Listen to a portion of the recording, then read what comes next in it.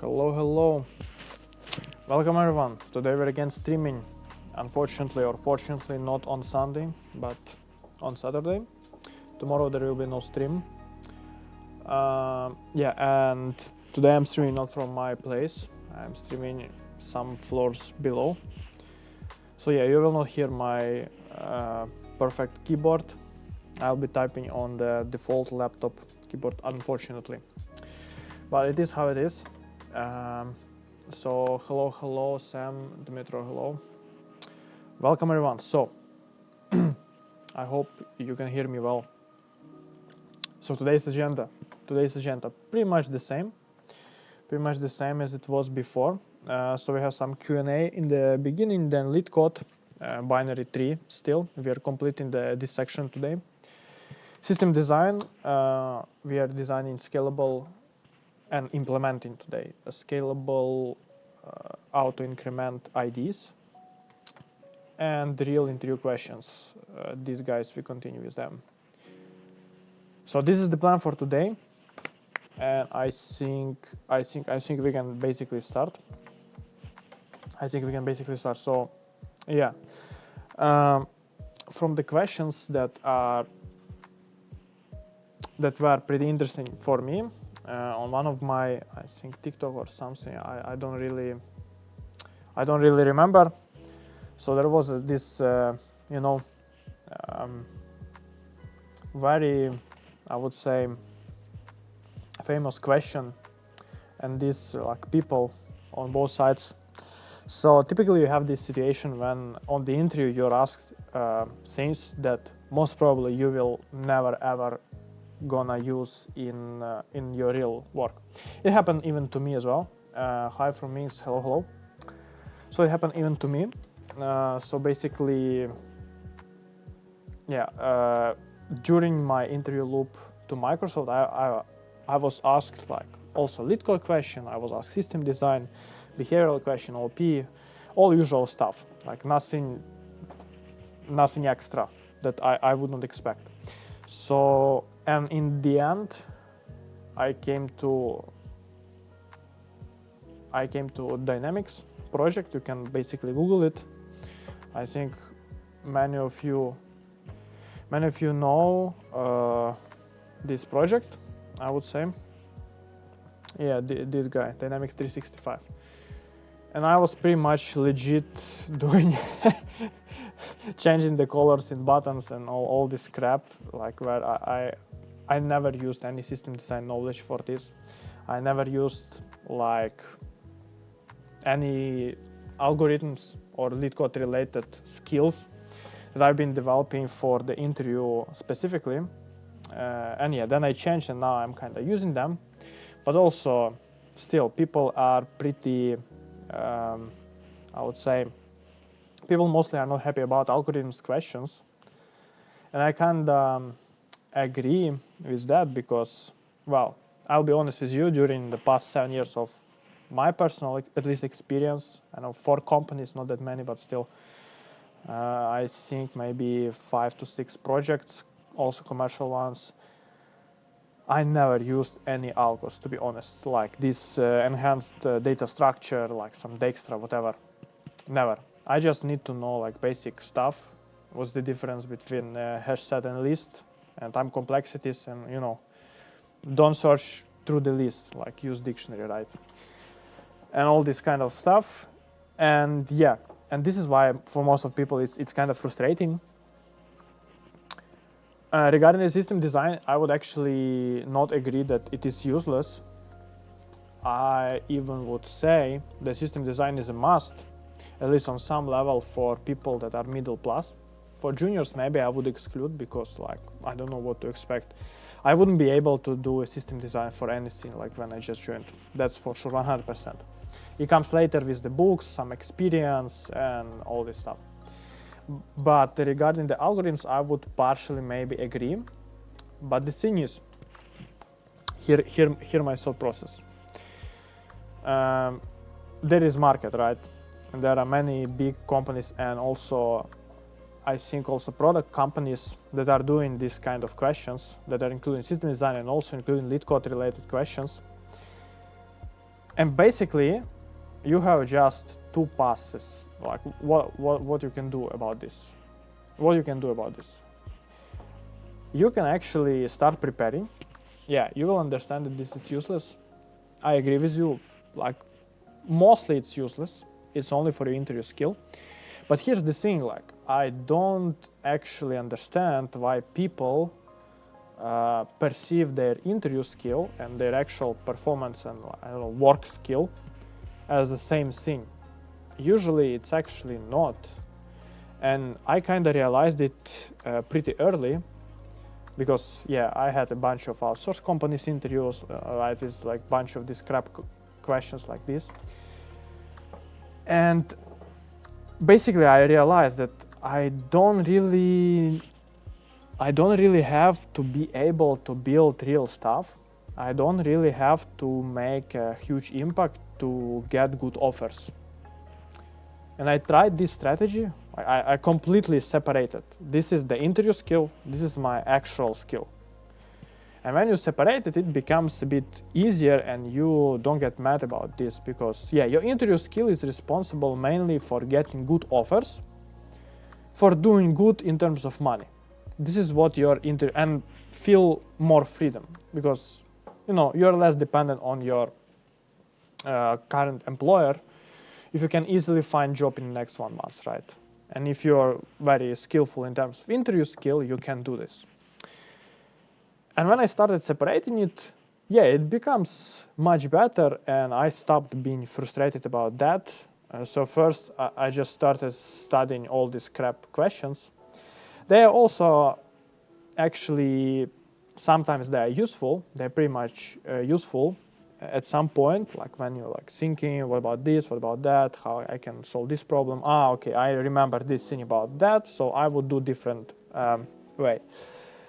So these, I would not even say they're completely useless for the interview, but the interview loop and system design and these LeetCode questions, yeah, LeetCode is mostly useless. But you know what, also you should think about it in a way, like I was thinking that I don't wanna, you know, just doing good. I want to be like, I want to grow and ideally I would be like top 1,000, top something engineers, right? I don't want to be just medium, farm some money and then retire. No, actually I started with the feeling that I actually enjoy building stuff. Yeah, I started it for money, of course, but later on I started, you know, enjoying. And now I think it's mostly not about money. It is about money still, but mostly not. And this is the thing, that if you want to be a very good engineer, if you want to be the best engineer or one of the best engineers, like what is the problem? Just learn these algos, learn this LeetCode, learn the computer science. I don't think it's something like really hard. I think the thing that people are solving on the, you know, these contests, this is the hard thing. LeetCode is actually not that hard and you can practice in half a year, you will be doing good. Yeah, so this is one perspective. Another perspective, just, you know, yeah, this is different skill. Get used to it, and you will make better money. You'll have better offers. You'll have more independence. Like I don't see downgrades. Yeah, this knowledge mostly will not be used in your day-to-day work. That's true. This is the reality. But regarding the system design, I think I'm using this knowledge every day. And I don't know, for me, I just more interested in system design as a process, right? So I just like building stuff. Okay, I have some comment. Strange that you need every time refresh your knowledge about basic interview stuff. Working for 5 years, it is really hard to remember even easy question for junior position. That's true. That's true. So last time I was doing LeetCode 3 years ago, exactly before Microsoft interview, and yeah, it was hard. I was also doing it like in very spiky manner. So I had interview. I started preparing for months, like 2-3 months. I'm preparing very intensively, 2, 3, 4 questions per day. And then, you know, for 3 years, I just stopped doing LeetCode completely. And yeah, I forgot everything, and I pretty frequently face the same problems that I remember I solved them 3 years ago. And you know what? I couldn't solve them anymore. I have to go to look to the solution, then yeah, okay, this is the way, recall it, memorize some patterns, and move on. This is usually how it works. That's true. Yeah, so I think it's up to you. You can choose whatever works better for you. So you can either do it like 2-3 months very intensive thing, or you can maintain your skill 1 LeetCode question per day, just to have this daily streak and get the t-shirt for LeetCode coins. Usually, unfortunately, since I'm lazy, I'm doing the first approach. So I don't prepare at all. And then at some point, I start very intensively preparing, pass the interview, and forget this crap again. So this is the thing. Or another approach about this, you can complain about this and just not getting offers, being pissed, frustrated about other guys that are developing interview skills and getting good offers and stuff like that. So I think this is just the reality. Interview skill is the separate skill. This first thing you should understand. Another thing you should understand is that you should train and maintain these skills separately. Sometimes they intersect, sometimes they don't. But interview skill, like from some perspective, is even a bit more important than your actual skill, like building stuff, you know. This is my opinion, and this opinion led me to pretty good offers back then and now as well. So that's about it. Just sharing my opinion. This is the reality, guys. This is the reality, and you can complain, but instead of complaining, you can just basically start preparing and get your life better, right? And good money, more independence, and feel yourself as a better engineer, because you know what? Most of the engineers cannot solve LeetCode problems, and if you can solve it, you're kind of better than some percentage of the engineers, and it feels actually good. So if this could be your motivation, this could be your motivation. What about Kata? Have you ever tried it? Code Wars. I think I actually started with Code Wars initially. So before I knew what is LeetCode, I started with Code Wars. Yes, these things. But I actually don't know the reason. But all the people, including my first tech lead, the most clever guy I ever met, they all somehow suggesting LeetCode. I don't know why. I don't know why no one suggests Code Wars and this kata thing for preparing for LeetCode questions. I think they're pretty much the same. Maybe LeetCode is more, you know, advertised overall globally. This can be, right? This can be. Yeah, so I don't really have the reason, but now why I continue using LeetCode, first it was suggested for me by some, like, you know, people that have more authority in my eyes. Okay, now I cannot remember. Okay, whatever. What happened? Don't I have internet? No, I have. Yeah. So why I keep doing LeetCode is due to this thing. Yeah, I'm human. Please let me in. Guys, can you hear me all right? Can you just put some plus that I don't have any network interruption? Because I'm using completely different dock station, right? It's not my place. It's different floor, so I don't know. Hope there is no interruption. So why I continue doing LeetCode? Do you see this number? 767. What I actually want to have, I want the LeetCode t-shirt. I think 3 my team members had LeetCode t-shirt some time ago. I want to have LeetCode t-shirt. It, you know, says something about you. I don't want just to buy it. I want it to be, you know, really earned by the solving question. Thank you for confirmation that you can hear me well. Thank you. So yeah, now I think this is my goal.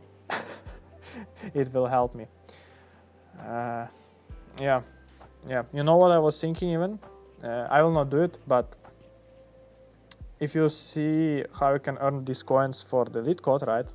There is some very tasty 1000 coins for contribute a question, and since I was interviewing at Microsoft, right, a couple of times, I can still continue doing it, and well, I actually can design my own question, ask this question on interview, and then put this question as contribute here. But I think it will violate my contract with Microsoft, so unfortunately I will not do that. But it would be easy hack, to be honest. Just 7 problems, ask them in interview, and you get your t-shirt. But this is not the way. This is not the way. Okay, so senior interview cracker and junior software engineer, real life requirement. Yeah, that's actually true. This is how I got, I don't know, maybe 3 offers after 2 years of the experience. So I started at 18, right? In 2 years, I got my first senior offer at EPAM, but I was clearly not senior, that's for sure. And after that, I got 2 senior offers in 2 different companies as well. Just, I wanted to confirm it to myself. Energy saver, what the hell? Why do you need energy saver? Okay, let me plug in the... This is the problem when, when I'm not working from my place, I cannot basically trust the hardware I'm using. This is how much interop costs you, right? Yes, so you can be junior as a impact maker, but you can be senior in terms of your interview skills, and this is the reality, yes. And you'll be doing greater than comparing to the case when it's vice versa. So you're actually performing as a senior, but on interview you're performing as a junior. I think you should just choose more beneficial stuff for your life, that's it. Okay, I think we should start. So this was the question. Yeah, this was the question we were discussing. Now we're gonna do some LeetCode. Last time I think we stopped at this. We solved this guy, so now it's pass sum 3. And let's go. So yeah, let's first maybe read the problem. So we are given the root, it is binary tree, not search tree, just binary tree. There is target sum, and return the number of paths where the sum of the values on the path equals target sum. The path does not need to start or end at the root or a leaf. It must go downwards, traveling only from the parent nodes to child nodes. Okay. So this is very interesting question. I solved it using 2 solutions, and second one I didn't come up with straight away, so I had, to spend some time over it. Yeah, so let's think about it, how we can do it. So we have some target sum. Let me do the snipping tool exactly. So we have some target sum. Let's say it's 8, right? So it's 8. And what the problem is asking us is that we started at root, right, or from any node, and we can basically traverse it, DFS, for example. So traverse it, and at any point, if we conclude that during the traversal, we just add up the nodes that we are visiting. So let's say we started with 10, then we go first to left, sub-tree, then we visited 5, then we visited 3, then we visited 3 again. So it will be 21. And if our target sum at some point equals to whatever sum we already have, this is our path, right? We should add it. and we should return the number of passes, not the exact passes, but the number of passes, which is actually kind of key for us, that it should not be backtracking already. Maybe there can be some, you know, more improved solution. And this we were doing starting from the root, but now the tricky part here is that this sum, it can be started not only from the root but from any node. So then we should start from these nodes and start exploring again, moving backward, and you know, every time we visit the node, we should check whether the sum is equal to target sum and increase the counter. So basically the brute force would be first we design the DFS solution that starts at some node n, whatever the node is, and then starting from this node it explores the tree here, then go right child, and so on, and tries to explore all basically passes that will add up to the target sum. And there will be a second function that will basically traverse the whole tree and call the initial function that will collect the sum for every single node, because you know, we want to start exploring from this root node, but we will not find any target sum in this case, right? So then we should start from this node and also try to explore some, then from this node, then from this node, you know, every node. So this is basically will be our solution, the brute force solution. Okay, why this thing is here? It should be here exactly. So let me open my Vim. Now Vim motions are exceptionally helpful because, you know, the laptop keyboard is the worst keyboard for using arrows. Like, this is legit the worst, especially if you're blind typing, so this will be very helpful at the moment. So yeah, this thing we remove. Good. So again, what functions do we have? We have first just function that would traverse. So it has basically the current node,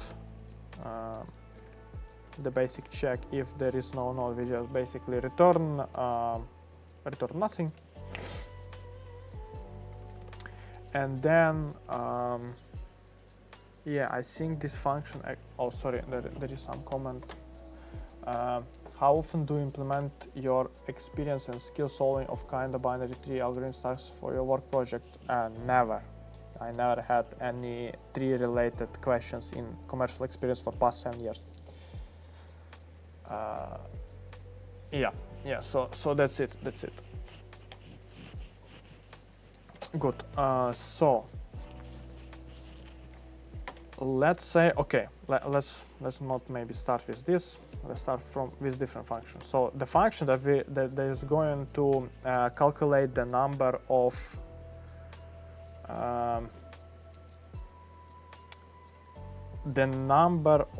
passes that we actually have. So whenever we're collecting the sum, whenever the current sum that we have is equal to target sum, we should kind of increase our pass variable, right? So for that, what we need, there is some node and there is current sum that we kind of collected already. If there is no node, we return 0, and then what is going to happen? Then there is num that represents whether current sum is already meeting the target sum. So they are equal, and in this case, the num should be 1. So if current sum equals plus node value. So this is what we already collected during the traversal, and this is the current value. If it is equal to target sum, then it's 1, otherwise it's 0, because we didn't meet anything. And then we just explore the left subtree, right subtree for the same thing. So we are doing calculate, recursive call for sure, not left. Yeah, Yes, it's just here. Yeah, yes. And then what we are doing, we are increasing current sum plus node value, because we cannot skip. The path should be continuous, so we're always just keep increasing whatever we already have. Since we might have negative values, we don't break at this point, because since there can be some negative value, it can, decrease the sum back, so it meets the target. So actually, we should keep exploring until we reach the end, to not miss anything. And same thing we are doing for the right sub-tree. So node right, current sum plus node value. And then in the end, what is the number of paths for this node and for this subtree basically that can add up to target sum? It's actually whether current number included has it. So num plus whatever is on left subtree plus whatever on the right subtree. Good. But now if we just call this function calculate, if we do this, return calculate root 0, we will start exploring our sum only from the root, and we will not find anything, because actual sums, they are starting on the on the children. So we have to have additional function that will actually do this traversal function travel.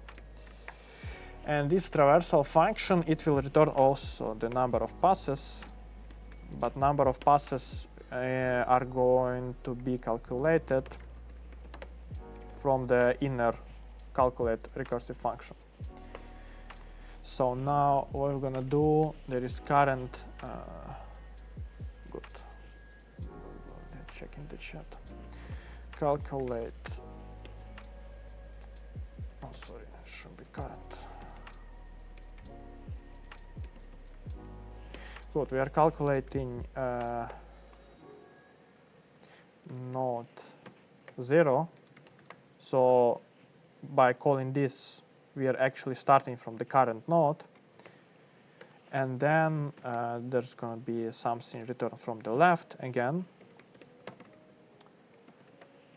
And from the right as well.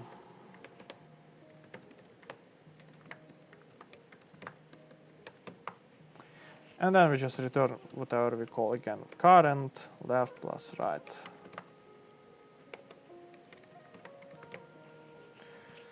So again, if the task would be that our the path should start only from the root, we basically don't have to have this traversal. We can straight away use this function, start from root, and that's it. But since the path can start from any node in the tree, we should emit this calculate function from the any node of the tree. And yeah, basically this should be the solution. We only call the traversal function, that should be it. But this is not the only solution. We're going to do a bit improved one, because complexity is not that great. Why? Let's check the complexity of this function. So basically, traversal explores all the nodes in the tree. So from time complexity perspective, it is all straight away. The space complexity is all height, depending whether the binary tree is balanced or not. Height can be either n or log n. Yeah. And for the time complexity, this function explores all the nodes, because we're recursively calling all the nodes, right? And on every such call, we are calling this function, which also explores all the possible nodes. So basically, this is so this function is on, this function is on, but this on calls every time this function is called, so it's n times n, which is n squared. For time complexity n, it's not good. There is actually a solution that can be done in on. So what is this solution? Since we don't have to return the exact passes, this is the the key for us, how it can be done. So let's actually check this guy. Yeah, again.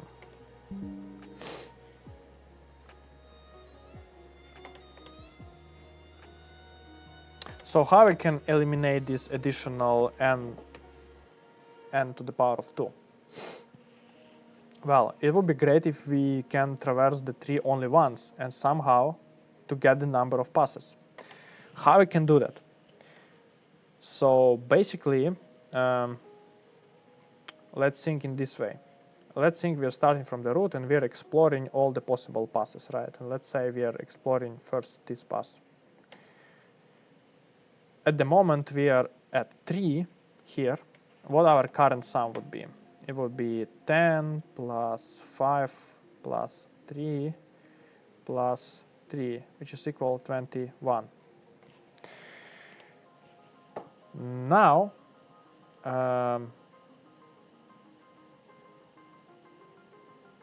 yeah, now the trick is, what is actually the trick? Memorize the sums. Exactly. We should memorize the sums. And how it's gonna work? Actually, I didn't come up with this solution on my own. I needed to struggle with it before, but the basic idea is whenever we on some node, right, on some node, there is target sum, right? So we have some target sum. In this case, it is how, yeah, it's 8. So target is equal to 8. The basic idea that you can basically memorize how many passes every possible sum has. So what do I mean by that? Whenever we are starting to exploring, we're starting with 10. Then we go to 5 and there is 15, and we know that there is already one pass to have 15. It can be that here instead of 3 we might have I don't know, -3, and then it will be 7 and 7 plus 8. Let's say 8 here. In this case, if we go this way, it's going to be 15. So we increase 1 plus 1, it's going to be 2. So basically we are memorizing every possible sum, how many passes exist in the current tree that can lead to this sum. So we're exploring. We know that 15, we can reach 15 sum, and we have only one pass here. Then we can go here, it's gonna be 18. We remember it, it's gonna be one pass as well. Then we go here, it's 21. We're gonna say that it is one pass as well. Now, basically, what is the trick? Target sum is 8. The thing is that our map right now has all these guys, right? Now actually it won't work, but I will show you the idea. Let's say that our target sum is 1. In case we reached this guy, we can say that 21 minus 8, how much it will be? 27, 13. 13 actually does not exist on any of our sums, so we for sure know that there is no pass. But the thing is that on this example, let me show you another one. Let's say we're starting from 5. Oh, no. We're starting from... What is this? I want my pencil. What the hell is going on? What is this?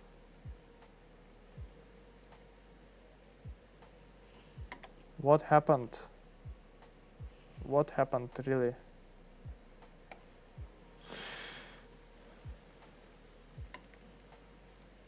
Okay, I don't know what happened. It does not, Windows does not allow me to write actually. Okay, it allows now. Good, so let's say we're starting from 5. In our map we have 5. and 1 here.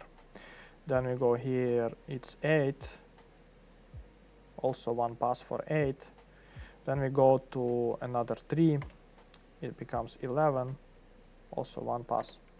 Now if we do this, 11 minus target sum, which is 8, is gonna be 3. Wait.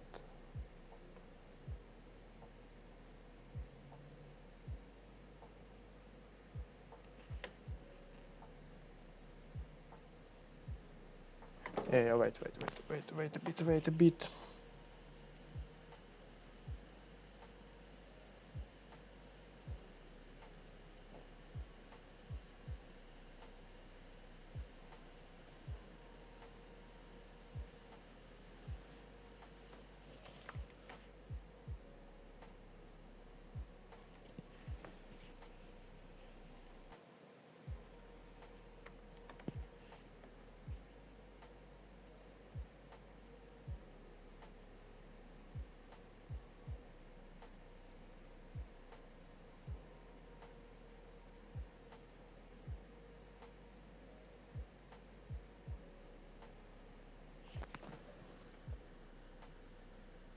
Oh, sorry, I need a break for 2 minutes.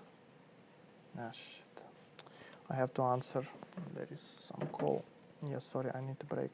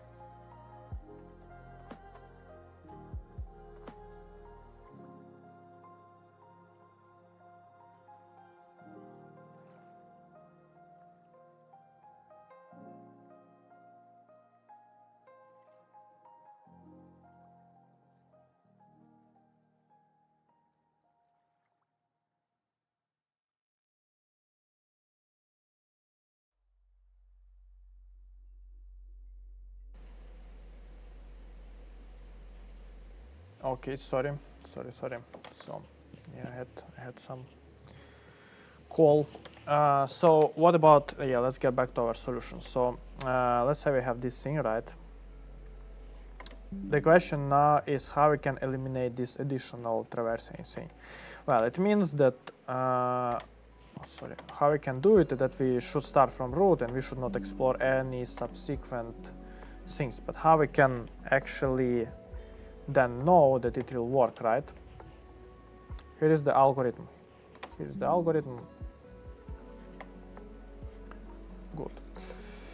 So let's say we are starting with 10, always starting with the root, and we keep exploring our tree. So basically using the DFS, nothing extra. We also keep increasing our current sum every single time like this. But also, typical trade-off about time complexity and memory, that we are starting to memorize every single possible sum that we are having. So we're starting with 10.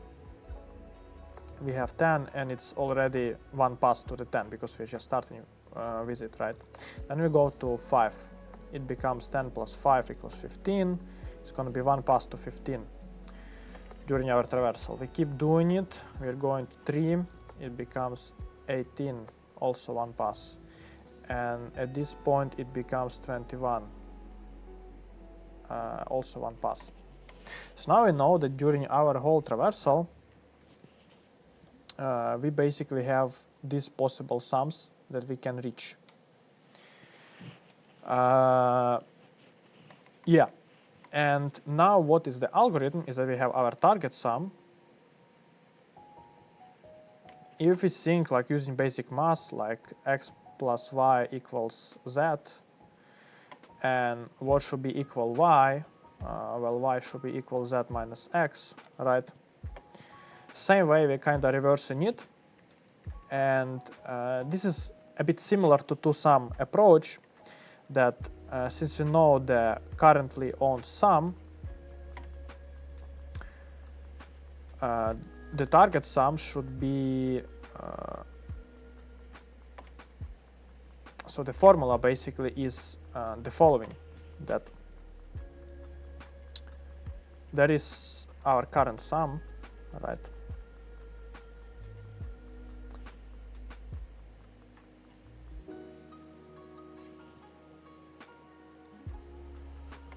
And we don't know at which point there should be, our actual sum that we are looking for. We're just going from the root to the leaves, right? So to find out this thing, what we are doing, we can just basically subtract target sum, and this will give us another sum that we actually try to find.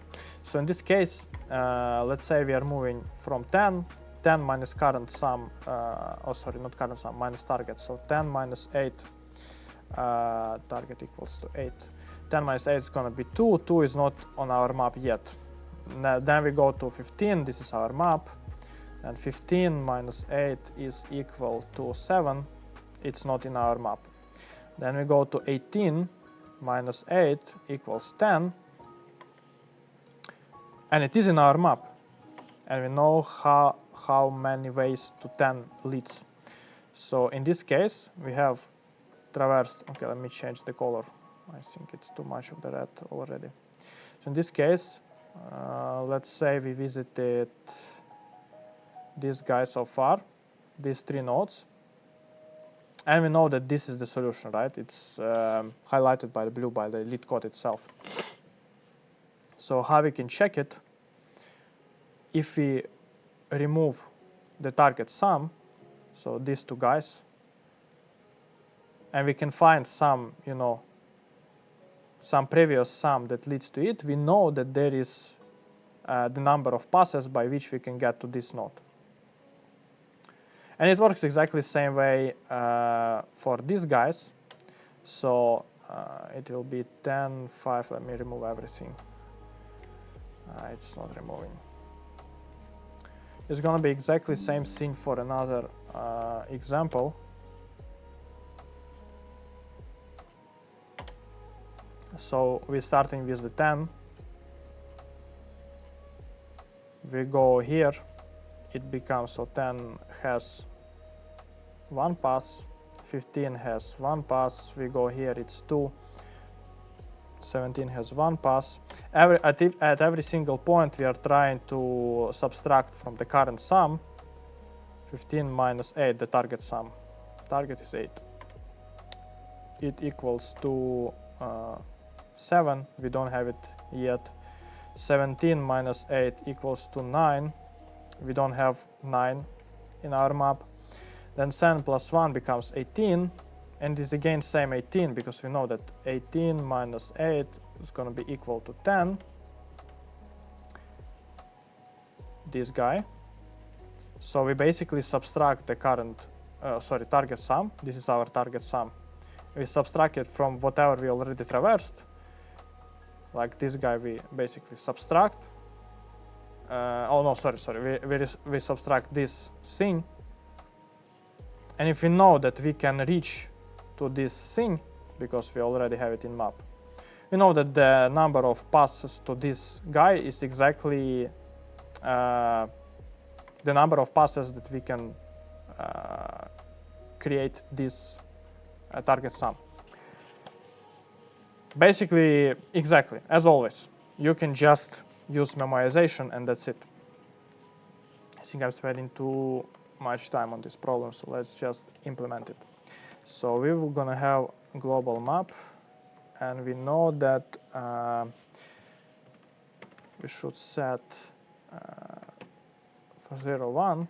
It means that whenever, let's say if our target sum is 10, so whenever we reach 10, 10 minus 10 is 0, and we know that it should be, the algo will be working exactly by the fact that we set this thing, because we never will have current sum 0 to set it. And now we have our function, let's call it DFS or whatever. It has node, exactly same thing. If there is no node, we return 0. Now, the tricky part, or not the tricky part, we start with passes, because we should calculate them. And there's going to be new sum, which is current sum. Oh yeah, I forgot to add the current sum. Current sum. Going to be current sum plus node value. This is including our guy. And now previous, or can be named also as needed, is going to be new sum minus target sum. And now what we're going to do is we're going to add the number of passes that we can reach to have a previous sum. So pass plus equal to map get previous, or if this thing does not exist, 0, just to not have undefined. Just. Then right after that we are setting our new sum, right? And map, again same thing, map get new current 0 plus 1, because there's already can exist the new sum that we just calculated due to the fact that we have negative values. Now that we put it to our map, let's calculate our response for this specific node. It's going to be DFS node left new sum plus DFS node right new sum, the newly calculated plus number of passes. Sorry, and then we're just removing the thing that we set right now, because we should keep track only the current ongoing pass. So whenever you're calculating, for example, 10, 5, 2, 1, we should not have in our map these three guys because they are kind of out of scope. It will lead us to a bigger number actually. And that's why we are decreasing our new sum by 1. And in this case, we know that it actually exists because we set it earlier in this case. It resembles a bit backtracking approach when before calling the recursive functions, you basically add up it to some, I don't know, backtrack array, whatever, and then remove it after you processed. We're removing res, which is response, and that should be it actually. We just returning DFS when we start with the root and current sum as 0. I think this should be the solution. Again, I'm not genius, I'm not a clever person. I didn't come up with this solution on my own. I had to struggle a lot before I got to it, but it is, you know, a reality. Now it's much better because we are traversing the tree only once. This is why. For the time complexity now, instead of n squared, it's gonna be only O of n due to memorization. And for the space, since we're using recursion, it's height, and due to the fact that we are resetting map every time we process it, it's still gonna be height. It's gonna be like 2 times height, which is gonna be simplified to just O height. Let's move on.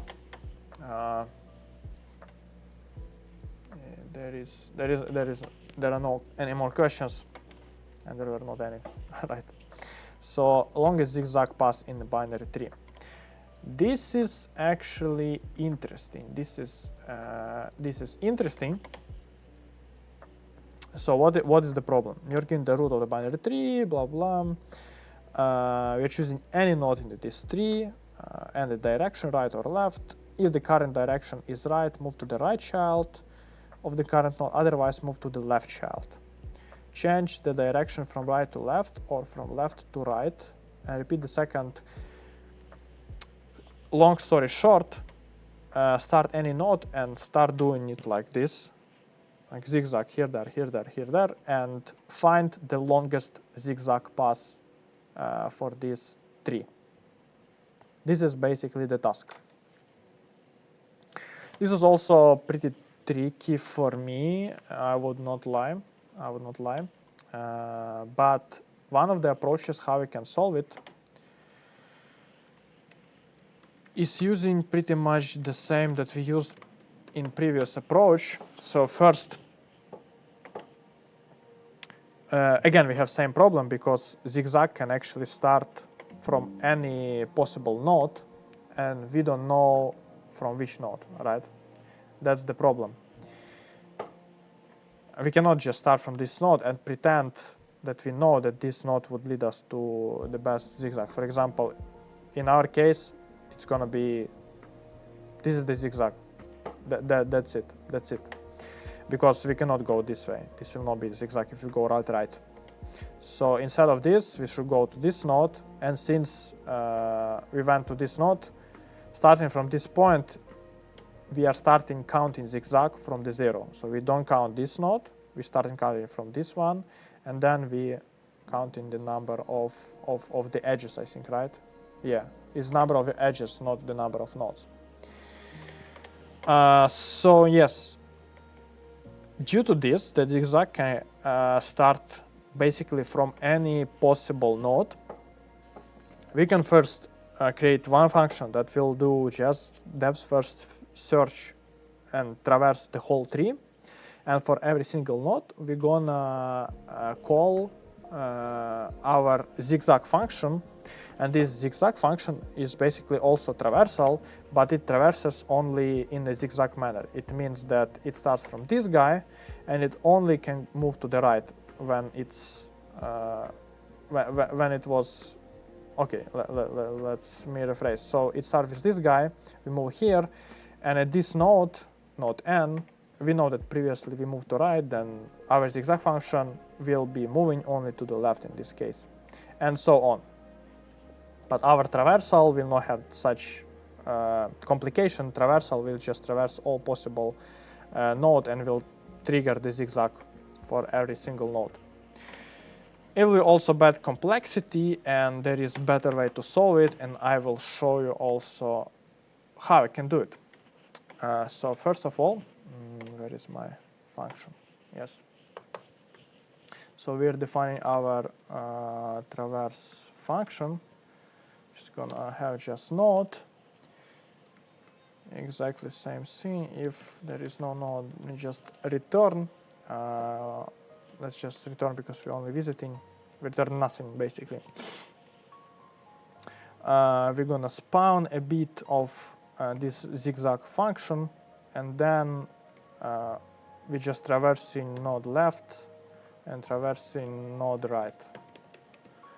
And here will be the code that will be actually spawning the zigzag later on.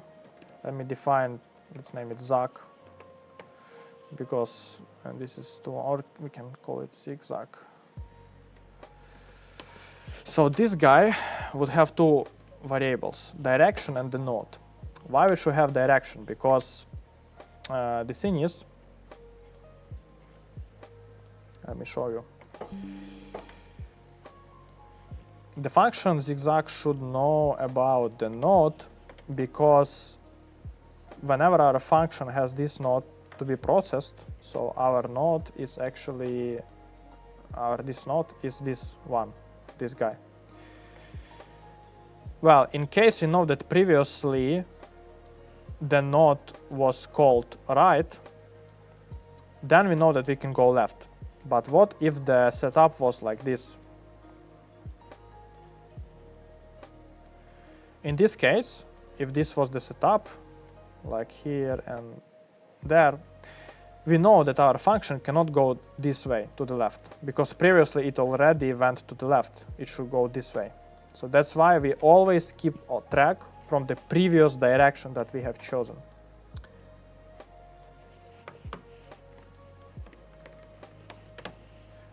Return 0. Then if, let me define direction, so direction -1 left, direction 1 right. If direction equals to -1, it means that previously, let me even rephrase, prev direction, yeah, for easier understanding. Then it means that our zigzag is going to the right. If previously we moved to the left, then we can move only to right, because this is the valid zigzag. And we are changing it to 1. Else, yeah, and this guy should return straight away the value. Return the zigzag node left and -1. Yes. And now, what we're gonna do, we are trying to call on our traverse function, we're trying to call zigzag to the node left and specifying that previous direction was to the left. Same happens to the right. Good.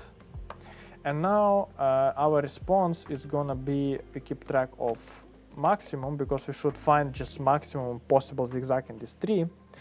That's why what we are doing is we are resetting max every time. Just like that. That's it. Yeah, sorry, I forgot to call it, and we just call traverse from the root and then return max, because it will be set by that time. Sorry. Let's check whether it works. Unknown network error. No. Oh, it doesn't work actually. So 0, 0, 0. I see something is definitely not working here. So let me check. So we have node. We are doing zigzag to the left, to the right. Zigzag is returning Yes. The problem is that every time we are doing zigzag move, we should increase it by 1. We know that it is correct move, so we should increase by 1. That's how we can keep track how many edges we traversed so far. Exactly. Oh.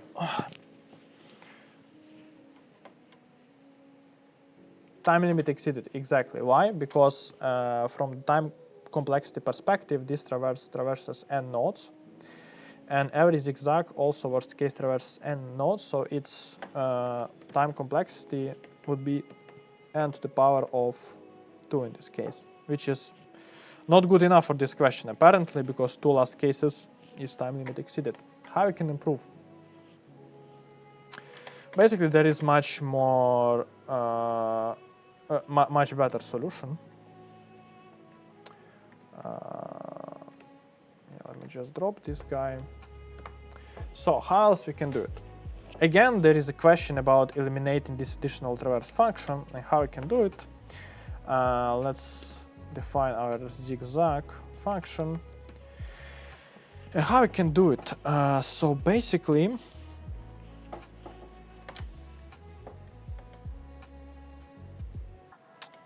let's go here. Let's again analyze. So let's say we're starting from this guy. Sorry, I cannot. Yes.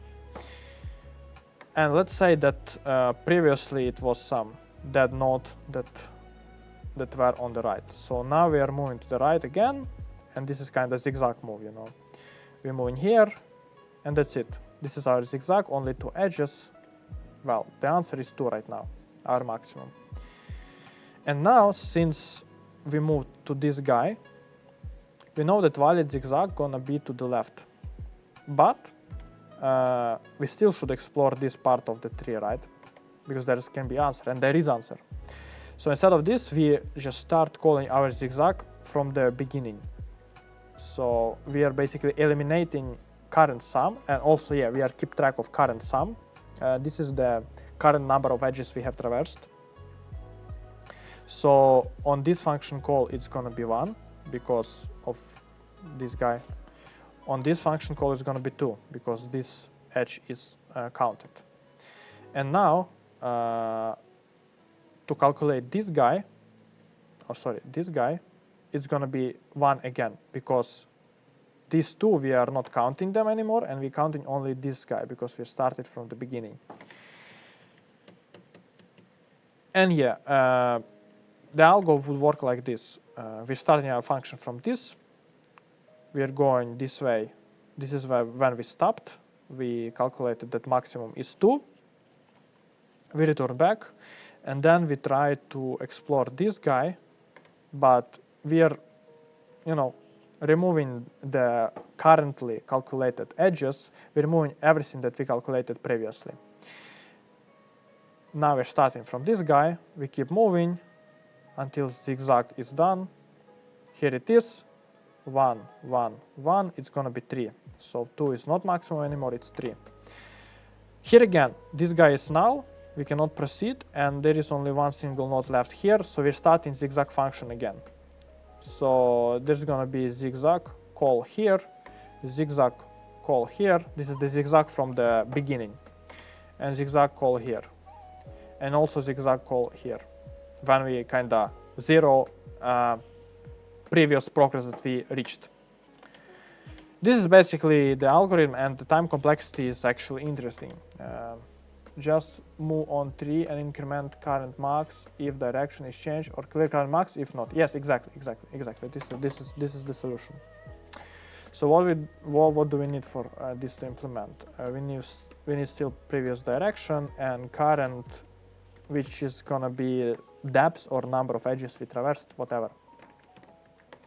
If there is no node, of course we just return.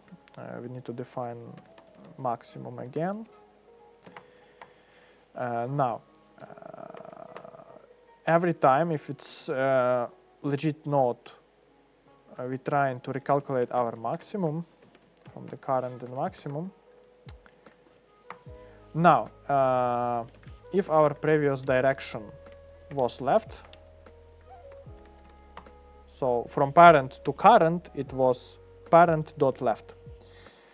In this case, we are calling our ZigZag function to the right. And if we call it to the right, we actually include the current sum. So it's going to be current plus 1. Or we can explore the node left with direction -1, but in this case we should zero all previously accumulated progress in our current variable, and instead of this we are just putting 1 because it's going to be one edge from node to node left. Make sense? Makes sense.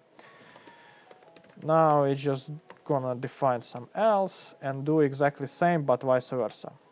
So in this case, yeah, let me just put it so you can see it. If previous direction was to the right, then we can go to the left. Yes, it's going to be -1 and current +1, or we can go to the right and zero our progress. Exactly. And now basically that's it, because we should not return anything because our result is this guy. The most important part is to not miss the current. And now what we're gonna call, this is also the tricky part.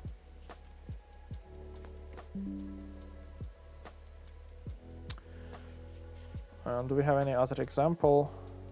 Yes. This guy is perfect example. So actually we're gonna call this function 2 times, or not this function. Let me maybe first write it. So we have our, yes.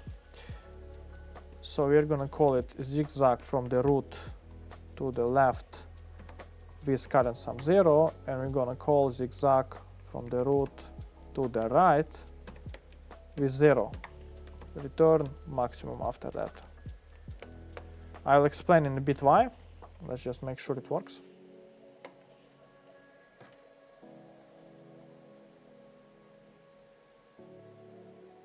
It is. So why? Now the question is why? Because this node, like since we keep in previous direction, depending on previous direction, it can be this guy, which is -1, and this guy, which represents 1. 1 to the right, -1 to the left.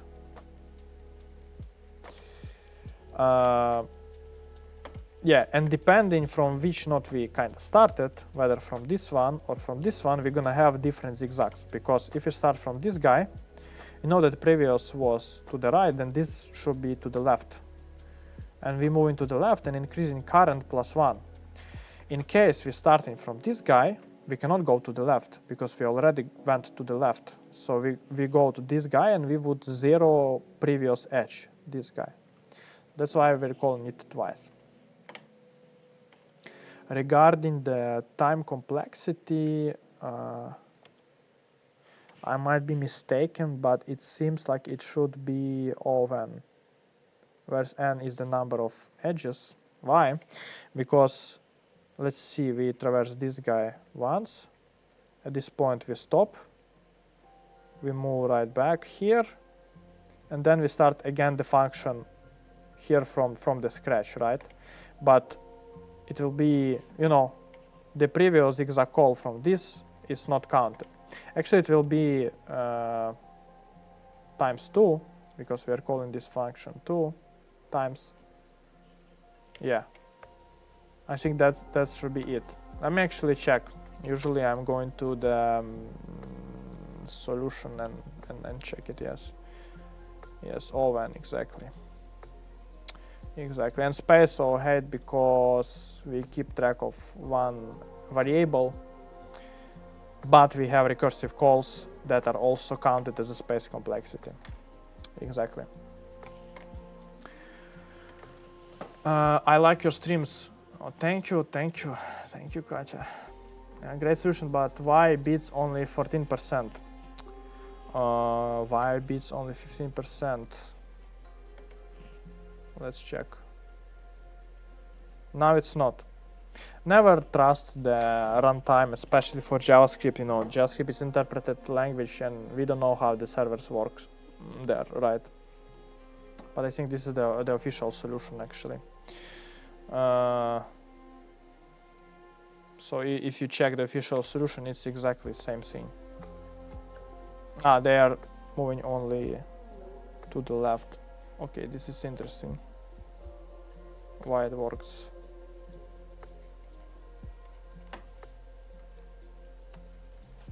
Let me check this way. Maybe I'm calling it for no reason. I thought that we actually should start from... Yeah, it does not need to be called. Well, interesting.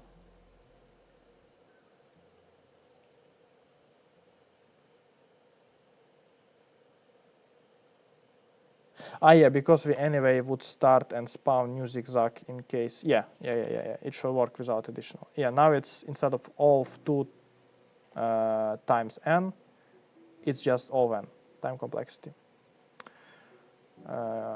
Yeah, actually, my suggestion would be to always go for a solutions section. Even if you solved successfully the problem and you are happy with your time complexity, it beats like 50, 60, 70%.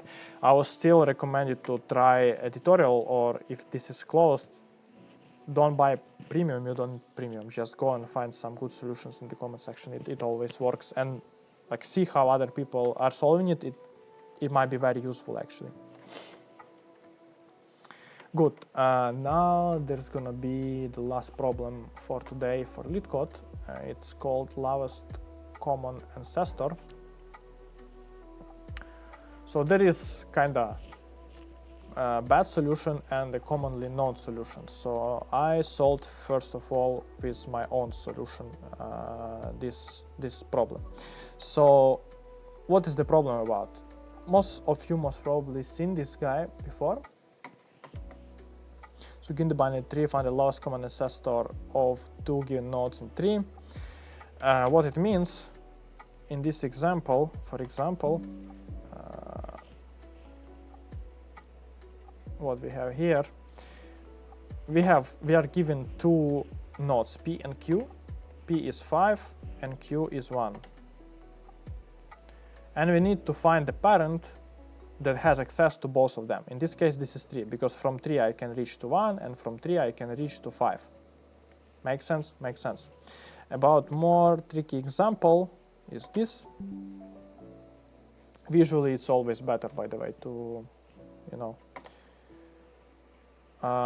So in this example, we have 5 and 4.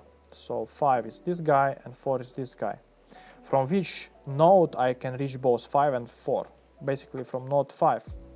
If I'm from node, also from node 3, that's valid, but this is not the lowest one.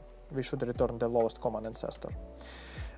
From this guy, for example, from 1, we can reach only left and right childs, and they are not 4 or 5. So this is not the lowest common ancestor. Also, another example can be, let's say, 4 and 0. In this case, our lowest common ancestor is 3, because only from 3 we can reach both 0 and 4. How are we going to solve it?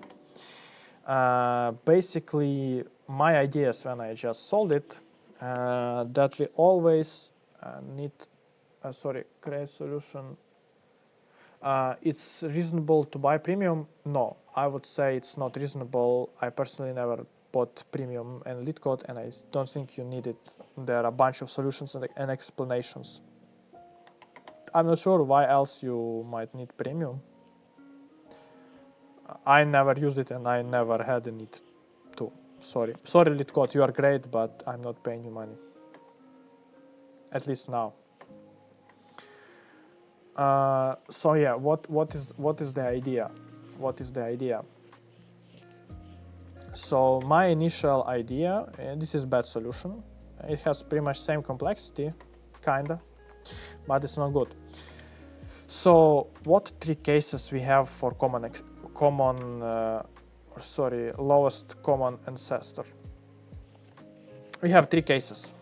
So basically we have that our one node P is the current node, and we have Q in one of the subtrees. So let's say this is subtree, and we have Q somewhere here, or we have Q somewhere here.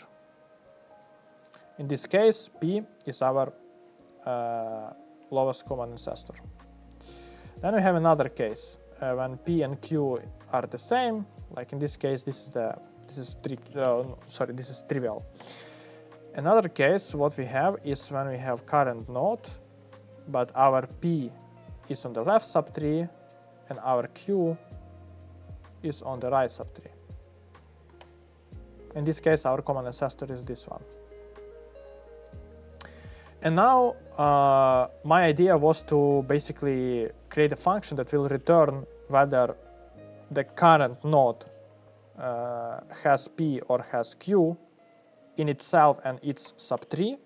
And then we just basically need to check the correct combinations. So, and set the lowest common ancestor. So correct combinations would be P and Q like that, or Q and P like this.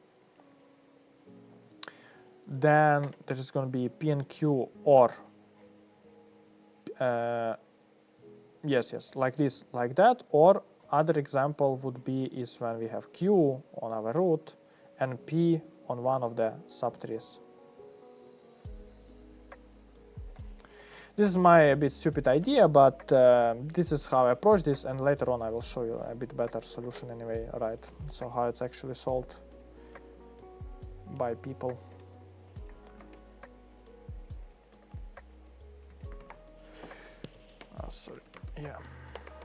So how do we do it? Let's create some basic DFS. We have some node, basic trivial check. We have our LCA, which is lowest common ancestor, which is root by default. Let's just start with that. Then we're gonna traverse the root and return LCA, which is gonna be calculated in the DFS. So now, we are returning two booleans. First boolean represents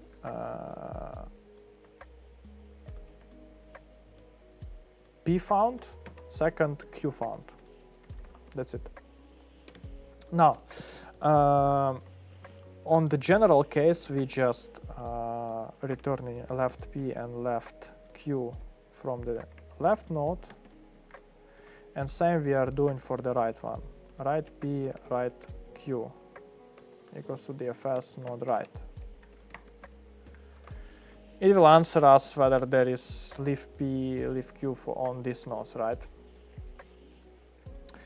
Now we can basically say that there is P on subtree, which is going to be left P or right P, and whether the Q is in subtree, which is going to be left Q or right Q. So these are subtrees case. And this is like these two guys. And also basically these guys as well. Yeah. Oh yeah, sorry, it's this case. It's this case because this is the left subtree, right subtree. Yep. What else we need to do? We need to check the case when P is the current node or Q is the current node.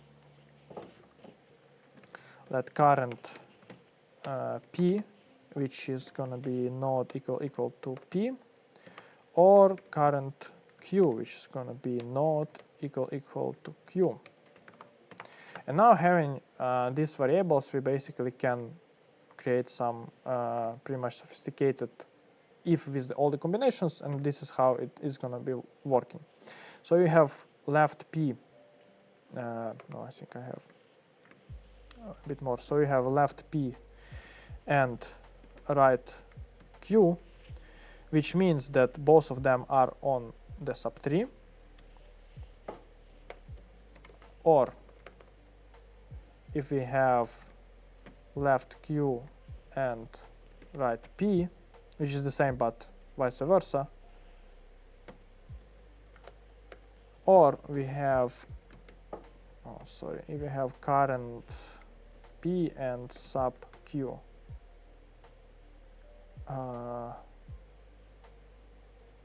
Sorry, yeah. So this is the case. Yeah, sorry. What is happening? Oh my god. Sub trees only. Let me redefine this guy here.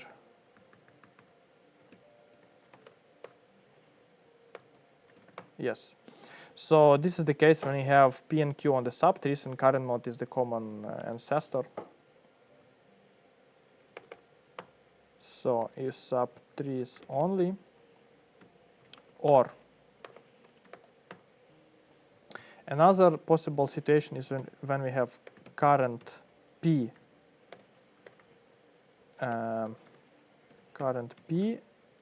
and Q on some of the subtrees. So it's either left subtree Q, so left subtree has Q, or right subtree has Q. So sub Q, or it is the same but current is Q.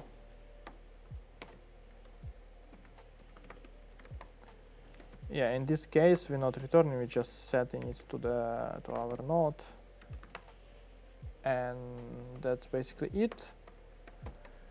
We return if we have P in general, so sub P or current P, this is for P and this is for the Q. Very ugly solution, I agree. I wouldn't even question this, but it should work. Well, it's not.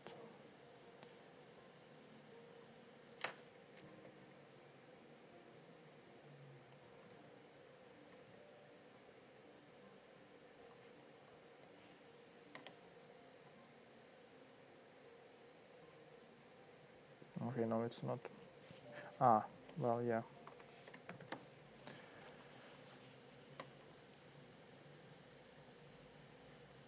Yes, it works. And meanwhile, while it's submitting, yeah, it's already pretty good performance, but actually the canonical solution is not this one. Canonical solution is we don't even need the function. So the canonical solution would be is whenever we reach either P or Q, we just return this node straight away. So first thing, if the root is equal to P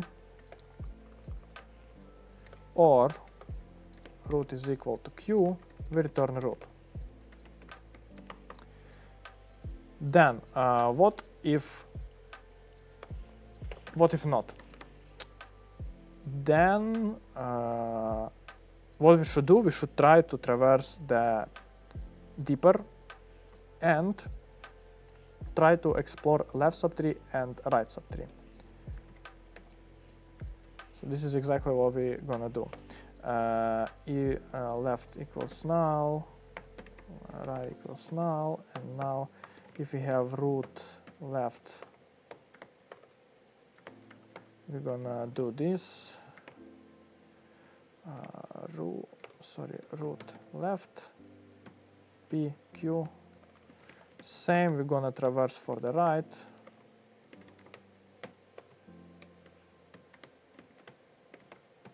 P and Q.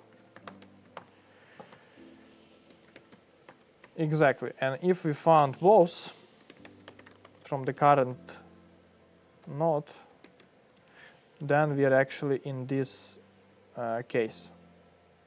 Current one does not have any of them, and subtrees contain P and Q. Then in this case, we return in root. Otherwise, we just return whatever we found. It's either left or right. This is the case when current node does not have anything, and we have, let's say, this guy and this guy. Why I cannot write here? This. Okay, I cannot write here. So this is the case, for example, if I have this node, then this node and this node. I'll say this is RP and this is RQ. Yeah, exactly. And I'm on this node. So in this case, what will happen? This is not true.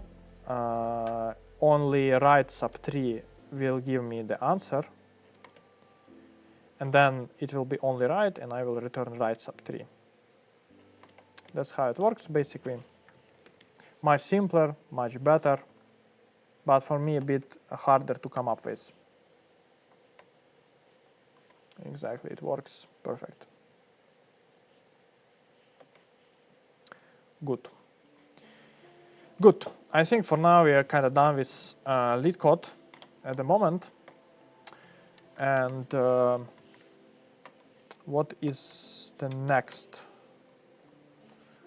Yeah, with LeetCode we're done. I think the next is again break for 2 minutes because I need to get some sip of water and we're gonna proceed with the system design. See you in 2 minutes.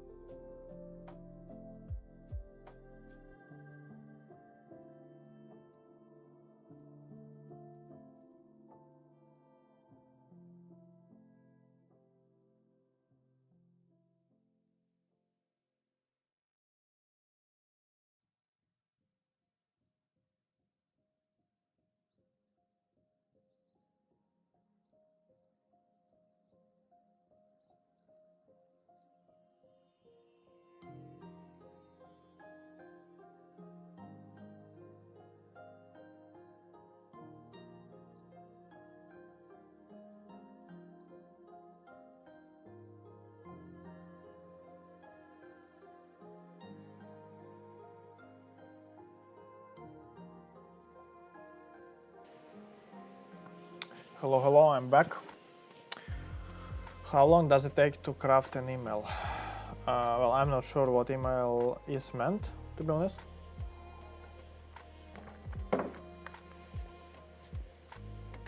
But okay. Yeah, let's move to our system design section.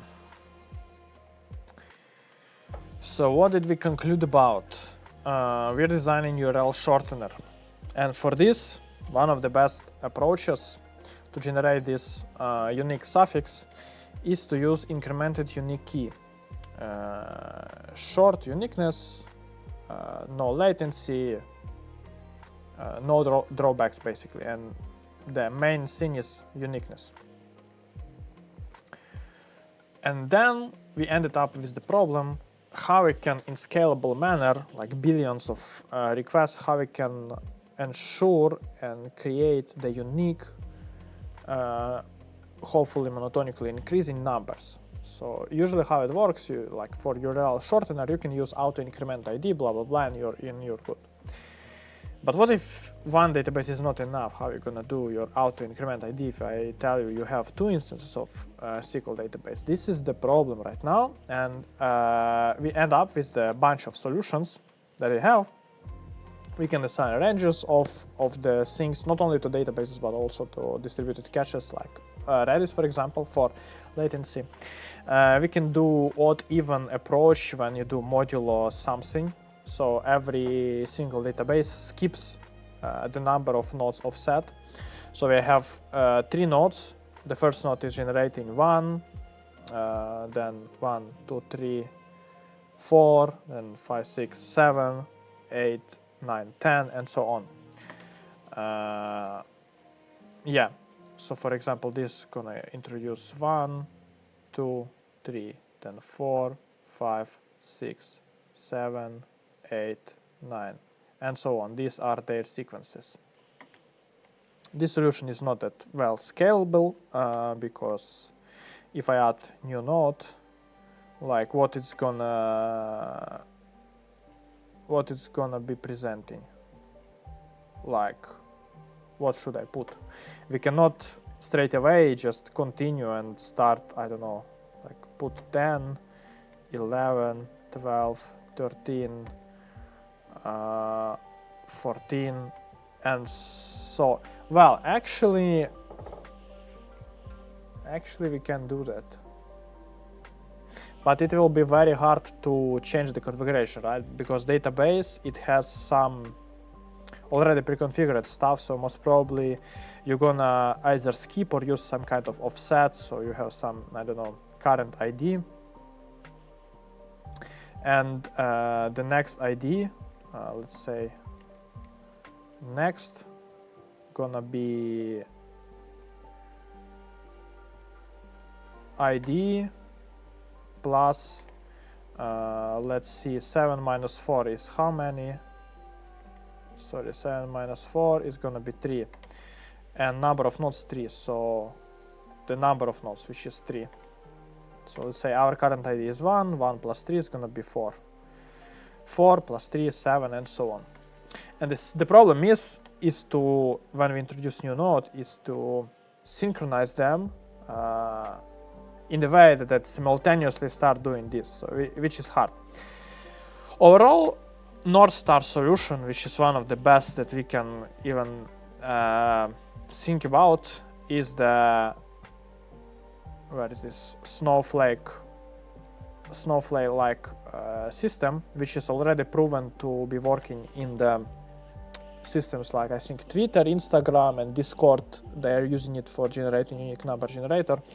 The thing is that in this algorithm, Snowflake, in this algorithm, we don't even need any kind of storages. Everything will be done in our compute nodes, so we don't have to pay for our storages. Just you know, vCPUs, bunch of nodes, easy scalable, easy reliable.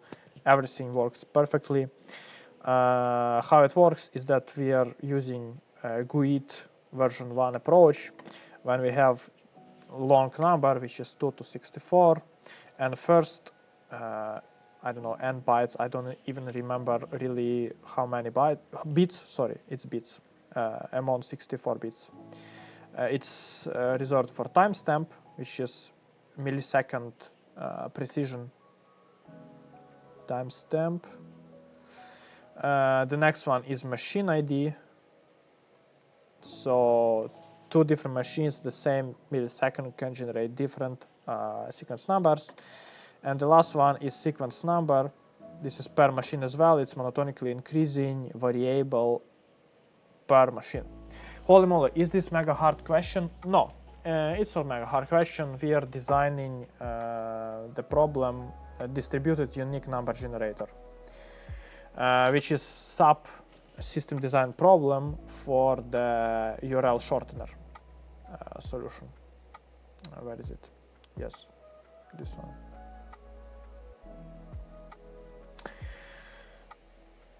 Okay, so I think system design we already did in previous stream. So today maybe we can implement a bit. Let me open my rider.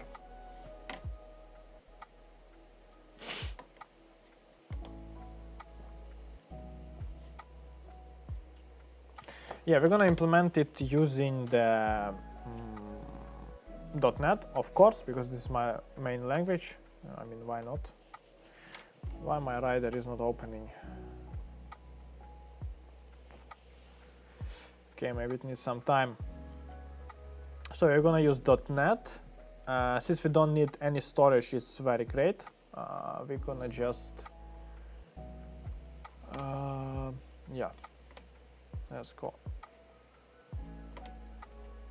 Exactly.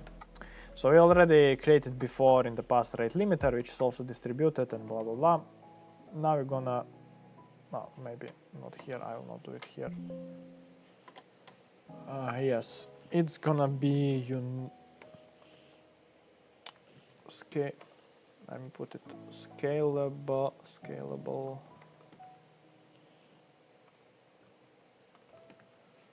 auto increment. Let me put it that way.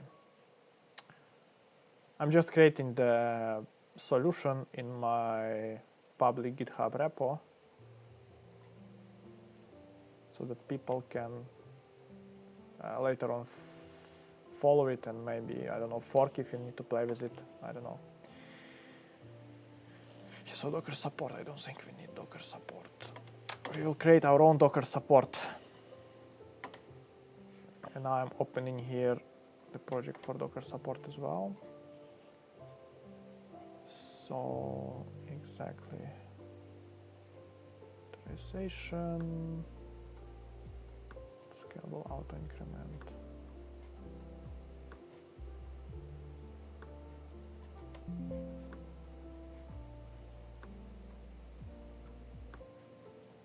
Exactly. Good. I think we are ready.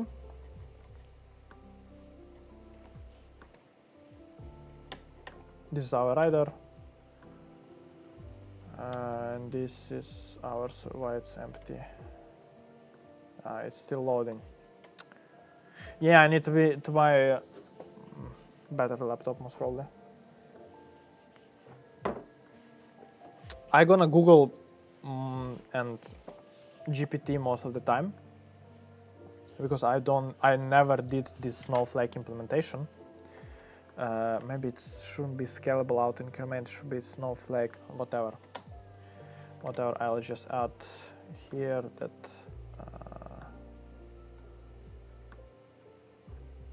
oh, I created it even in wrong folder. I'm sorry, it's completely wrong folder. Let me recreate the solution completely in different folder.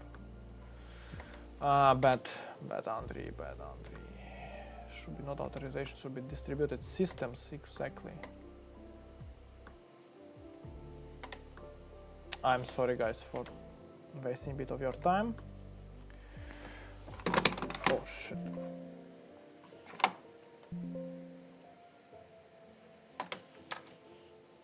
This window. Meanwhile, we have some questions, I think. Yeah, I'm out here studying, trying to get into funk. Got 6 years experience and masters, but I'm not good at LeetCode, but getting there every day. I plan to master it, so it's cool. I run into streamer like you. Good, thank you. I had pretty much the same. So the snowflake, I assume, means we generate random number, almost like how every snowflake is unique and random. Well, yeah, kinda, but it's not random. It's not random. It's time-based and sequence number-based. So, because you know we can basically just generate a random number for 64 bits, but at some point we will have problem that we already generate some number, and this is what we want to omit. Our requirement is actually to generate completely why I'm doing that. Yes, whatever. Oh my god.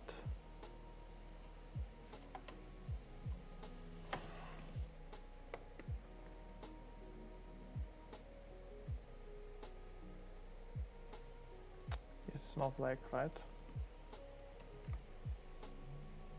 Good name is the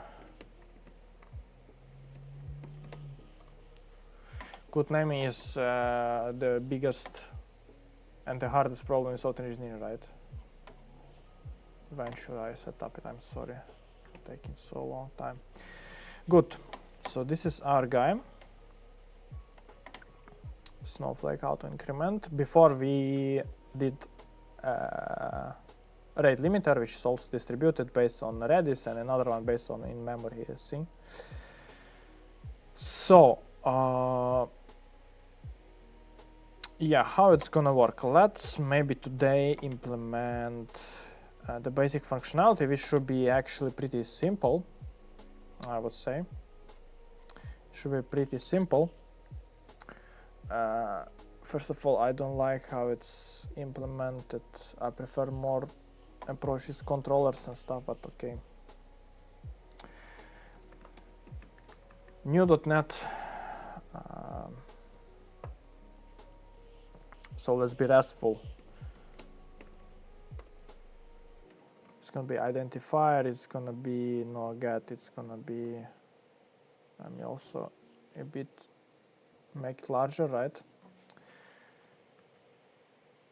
Yes, and this we are removing completely. Map post. Do we have map post? Yes. Get new identifier. So this one we are removing. We want to have Swagger all the time. This record we're also removing. Return. Let's just check whether it works as expected. I express no. I want just HTTP Castrel. Good. So has I'm here. Okay, moved from YouTube. Good, good. Is it your repo available or on Git for us? Yes, yes, it's available. So you can basically find the repository here. If you go GitHub,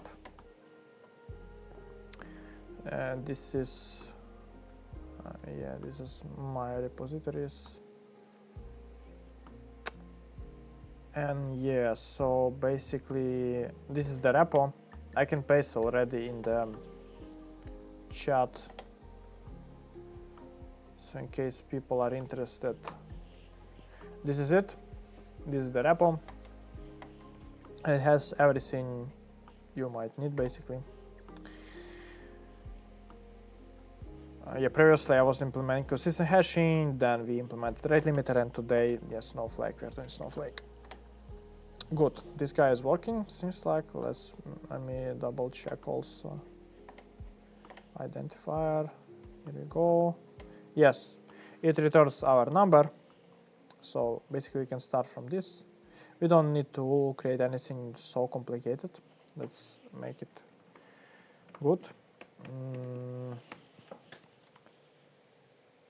Good, yeah, exactly good.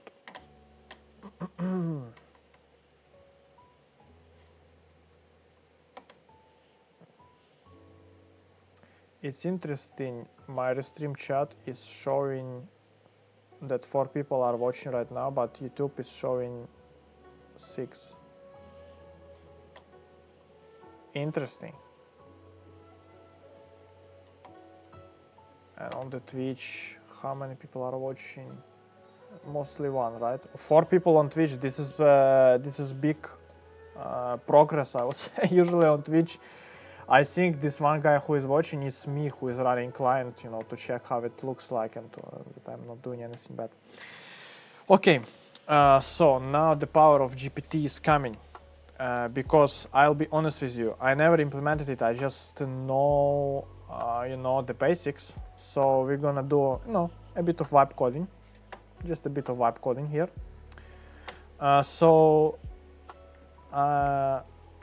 I'm using .NET and I want to implement Snowflake ID generator.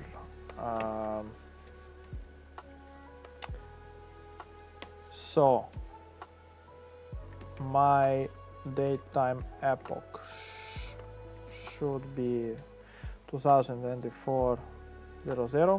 I'll explain later what is datetime epoch and why do we need it. This is to have less space.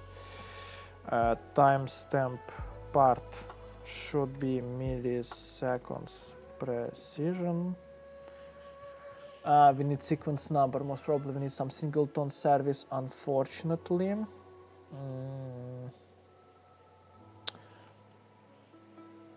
Yes.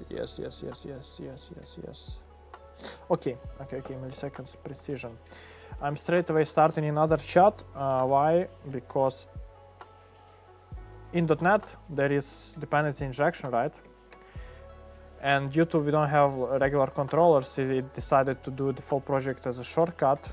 I now need to somehow figure out how can I create singleton service and inject it.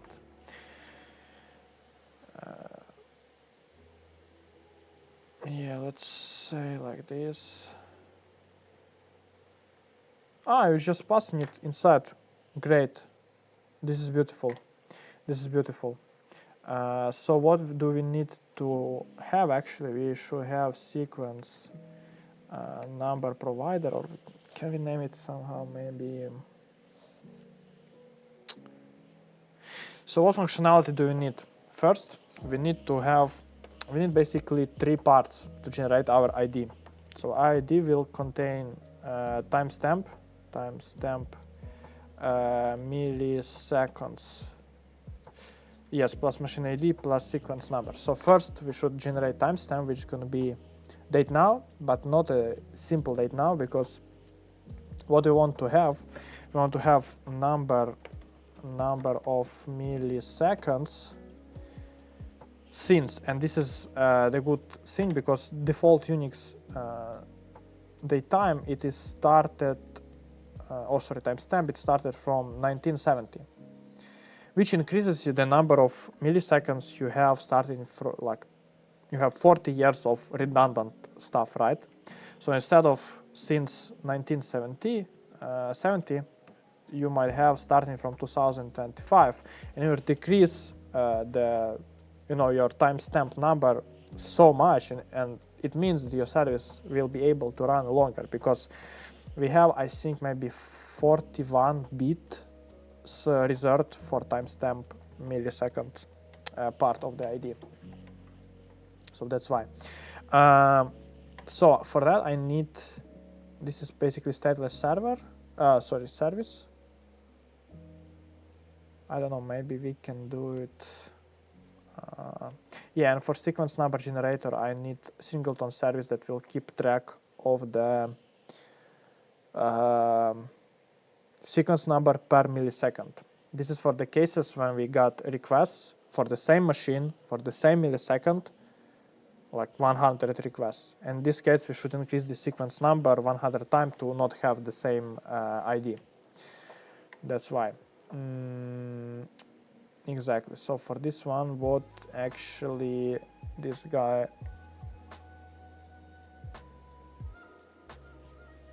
Yes, there is epoch. Good. Yeah, timestamp bits 10, 11. Good. Also, you have lock. I don't think we need lock. Lock is bad actually for our performance. I think we can do much better than GPT generated, which is one more proof that vibe coding doesn't work, guys, because this shit is very slow, and it will be very bad and not scalable. I can tell you. So locks are not good. Well, we need some kind of consistency in this case, but it's not this kind of consistency like in a regular distributed system it is considered to be. Good. So this guy kinda generated what we needed.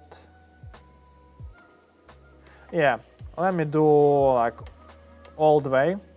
I'm just introducing not helper but AutoIncrement service. This guy gonna be fully singleton. We don't need interface. Let's not do this enterprise bullshit in this project, at least. So what we need? First of all, we need the number get milliseconds. For that we need epoch. This is why I asked it.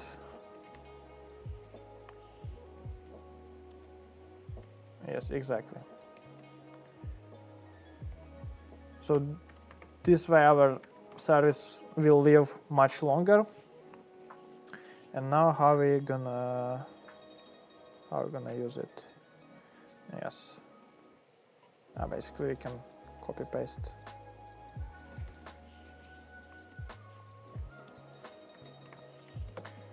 This thing actually is completely stateless, so it means maybe better idea would be datetime request time. Why it is better? Well, most of the time you will have this problem if you have a bit more complicated code, that you have like a bunch of callers. Let's say you're calling like, I don't know, your path to your actual implementation is 10 services, right? And in all of these 10 services, if you are using datetime now, your datetime now would be different on the time of request and on the time of your actual implementation. So to unify this approach, usually what you're doing, you're capturing the request time on your control level, somewhere here. I will do like var now datetime UTC now, and then I will be passing this now everywhere, and with this way I will have one single snapshot of time of the request that I'm going to be using. Okay, good. And now we have milliseconds, they are completely stateless. Now what should we do? Get, it's not gonna be long most probably. How many bits do we have for sequence number? 12 only. No, it's not long, it's gonna be int. It's gonna be int get sequence number, and for this guy we actually need what can we use? We can use concurrent dictionary, which gonna be containing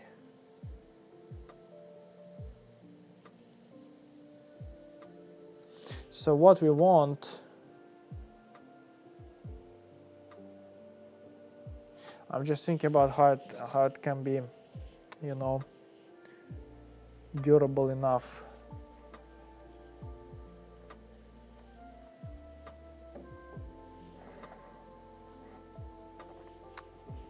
So what we can do, we might have no, not random, concurrent dictionary, which gonna have millisecond, which is long. Yes, and per millisecond it's gonna be, it has sequence number, not machines ID, sequence numbers. Exactly, just new. Oh my god. Good. Naming conventions. Perfect. Now how are we gonna do it? So our millisecond is gonna be increasing all the time, right? So our service alive and milliseconds are increasing, right? These sequence numbers, they are needed only in case we got more than one request for the same sequence number for the same machine ID. So how are we gonna detect it? First of all,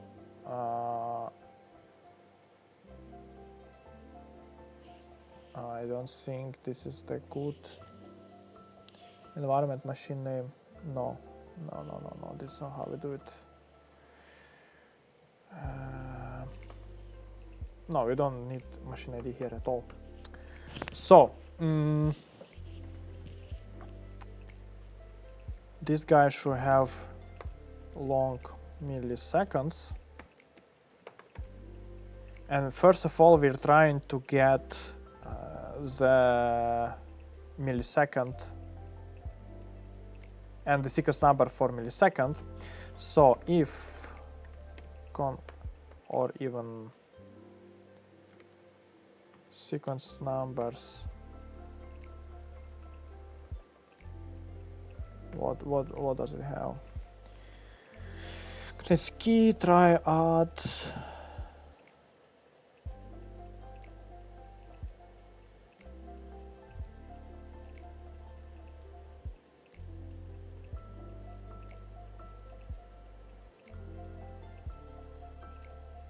Yeah, get or add. We need actually get or add, and we are putting the milliseconds and putting 0 because we are starting with 0 sequence number as a beginning. Then what we want to do is we want to get this guy and increase it, and this is gonna be interesting. How often do you use unsigned types? You int, you long? Not that often, but in this case, the thing is about this snowflake ID generating is that we want to have long value, right? So we have only 2 to the power 64, so basically 64 bits. So it means you try to save on your memory as much as possible. You cannot afford yourself to, have here and that. So ulongs, if you know that you cannot have negative values, it's basically one more bit that you can use, right? Because when you have, I don't know whether you know how it works, but usually if you have just int, how many bytes? 32, I think. Int in C# bytes, 4 bytes, which means 30. Wait. Yeah, because 4 times 8, 32 bits, exactly. So when you have 32 bits, not this one. Let's say this is 32 bits. The first guy is reserved for the sign. So let's say if 1 it's minus or it's plus, and for 0 it's minus. This is how you have signed numbers. And if you know that your numbers can be only positive, this guy is reserved for the number itself, not for the sign. So it means you can afford yourself more numbers. That's why we're kind of careful with this, and we're using unsigned. Basically, we should use ulong, but we don't have to, because long in C#. Oh, maybe actually we can. Yeah, let's better do it. Let's better do it, because we know that millisecond cannot be negative. I think in the end, in the future, we can afford ourselves more range of values, which is basically a great thing to have. So first of all, this is concurrent function, right? So this guy gonna be called when 2 requests came at the same millisecond. So first of all, we are getting the number, and now we want actually to increment it, right? But this thing will not work due to specific concurrency stuff. How the increment by 1 works in concurrency. Let's say you have some variable 1. If you are doing this is syntax sugar. Actually, it means this s plus 1. So on the concurrency, you will 3 threads or 5 or 10 threads would read s as 1, and 5 threads at the same time would do 1 plus 1 equals 2, and 5 threads at the same time would write s to 2 at the same time. So instead of s being equal to 6, it will be equal to 2. And how you usually solve it? You usually solve it in .NET with the light synchronization structure, interlocked increment. But for this, it's not enough to have uint only. So let's say I will define another class. I will show you now class sequence number. It can be actually record. I don't need to have a class. Let's use modern .NET. So this guy has property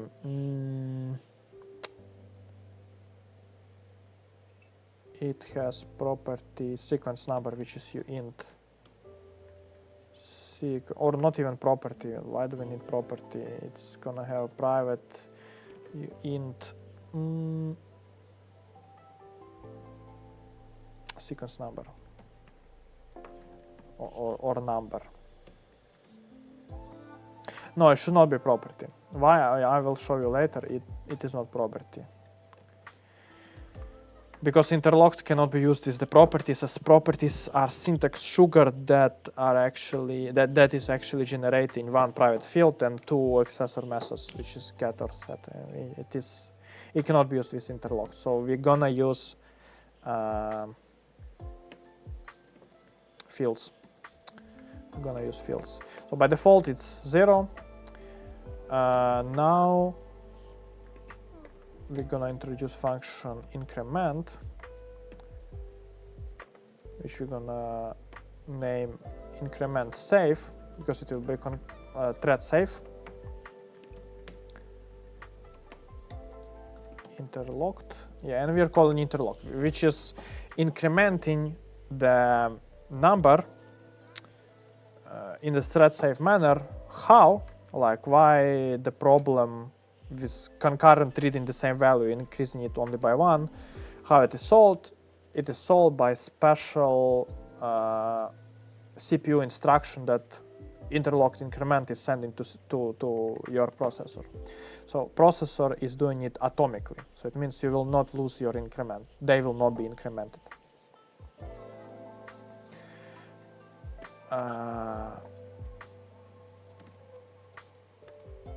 Yeah, and it returns the value that you have after increment. And you just return this value.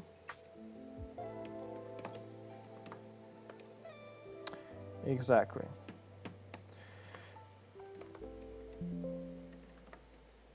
And this is what we're gonna do. We are not inserting just number, but we're inserting new sequence number.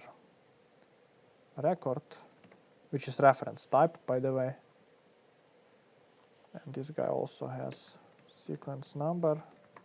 Good. And now, get or out, we have our sequence number, and then we just do increment safe. New sequence number, and we just return it.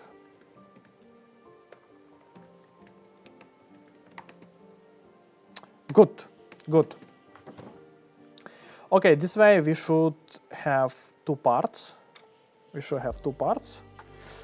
And now we're just gonna put it together. Let's put it together. We have AutoIncrement service. Let's also register it before. Builder services, add singleton. Why singleton? Singleton means the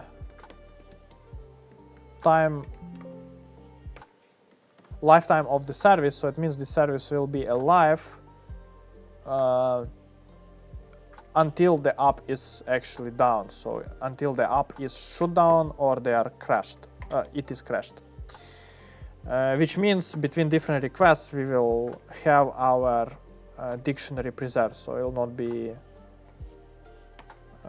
swept by the memory. Because if we have, like, request scope or transient scope, it will be creating the AutoIncrement service every single time we have the request, which is not good. Now, what we have, we should get milliseconds.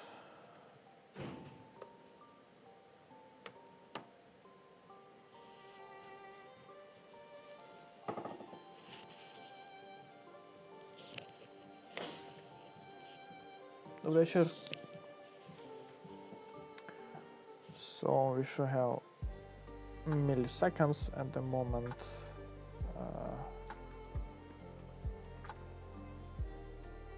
Oh, we are running, so no, we should not run.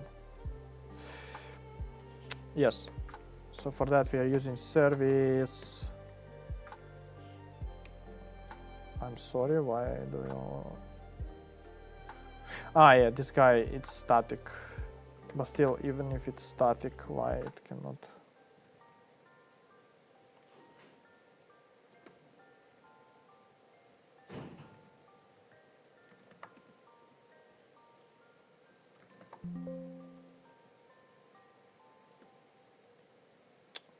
Oh my god.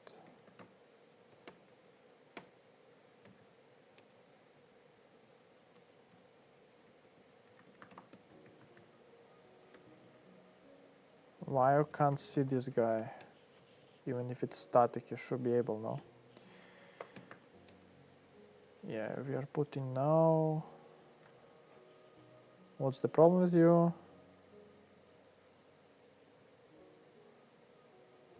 In a non-static context. Okay, whatever. We can do it like this as well.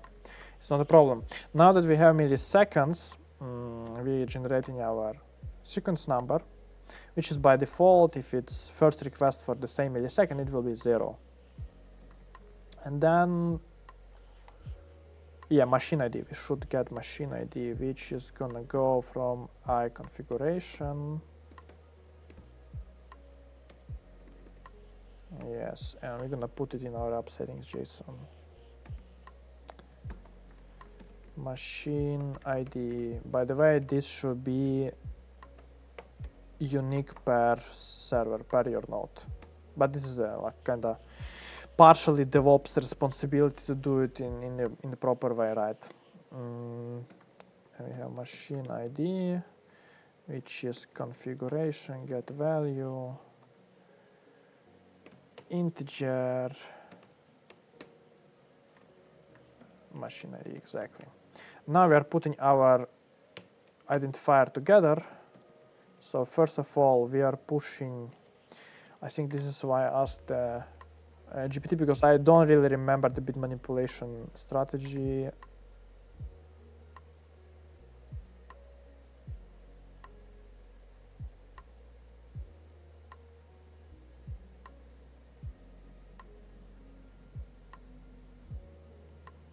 What the hell is this? How did they do it? Okay, what GPT is actually generated? Let me check this. I don't think it's any good, to be honest. First of all, lock it's heavy synchronization mechanism, which is much worse in terms of latency. Okay, timestamp, blah blah, timestamp sequence, max sequence. Okay, and then they are putting timestamp.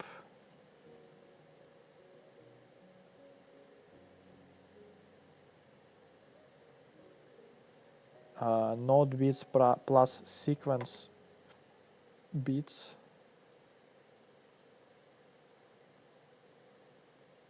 Ah, yes. So basically how it works, let me show you. I recall, because I don't remember which of the two values for these bitwise operations, which of them is used. So we have, let's say we have some number, right? We have three parts: node ID, sequence number, and timestamp. So we have our timestamp, which is 41 bits, right? This is our 41 bits, let's say, and we want to put it like to the leftmost bits. That's why we're just shifting it by these two guys to the left. Yeah, I recall how it works. So it's 41 bits, I think. How it works in the original? For timestamp, it's 41. Then it's 10 for node ID and 12 for sequence. By the way, they're using sign 1 bit for sign, always positive. Maybe we can even use it for version, because it's always clever to, you know, if you design the layout of your bits for your data structure, just make sure you put version. Just make sure you put version. It's like from pain, guys. It came from pain. Good, but I don't think this implementation is putting this first bit, to be honest.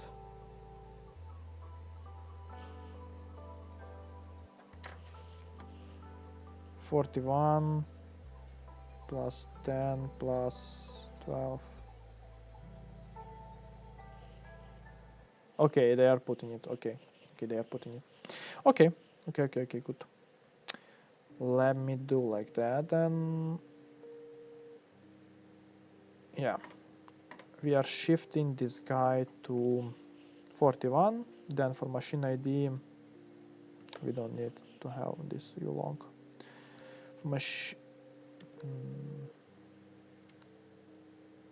No, it's not 41. Come on, what am I talking about? It's not bits plus sequence bits. Okay, let me do like that. It will be much easier.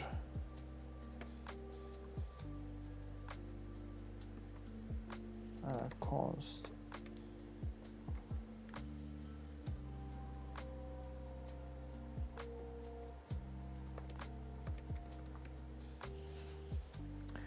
So we are putting milliseconds.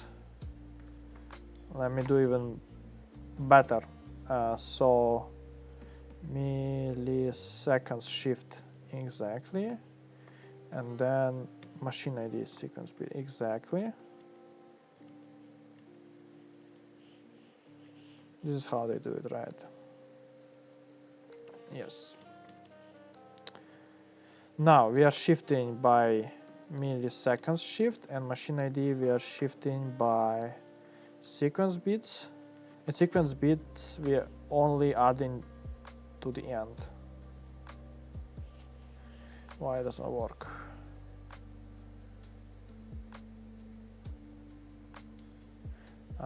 Okay, can I do it as a uint? Yeah, no complaints. Then we are returning identifier, but since we did it using the bits operation,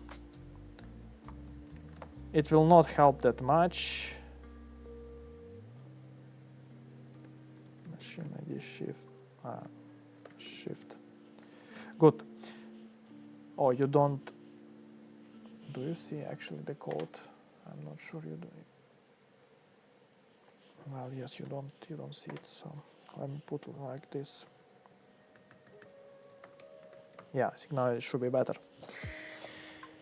Yeah, then we just return this number. Yeah, identifier is ready. Good. But before that, we're gonna log it, right?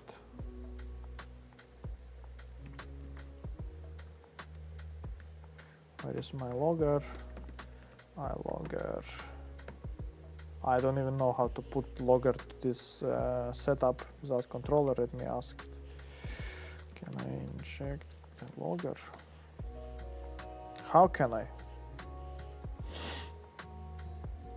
It's for program, okay.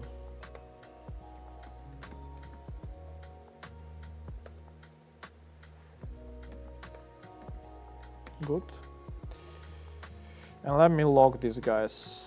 Logger, log information. Milliseconds. I'm gonna log milliseconds. Yeah, please help me. Thank you. Identifier, I don't think we need to log.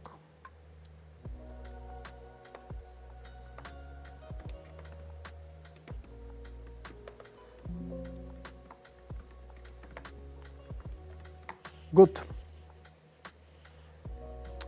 I think now I can try to run it. And for today, I think we are done basically. It should work. This would be our main algo. And on next session, we will create Docker Compose.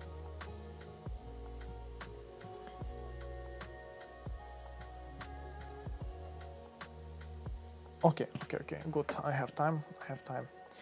Yeah, and in the next session, we're gonna just create Docker Compose, scale it, create load tests using K6, and basically prove that our scalable AutoIncrement system design solution works. And then, which is even bigger part, what we're gonna do is we're gonna use this system design solution for URL shortener. So we're going to combine two system design solutions and implement them as well. I think it's going to be cool. It's going to be cool. Let me try out a bunch of numbers. So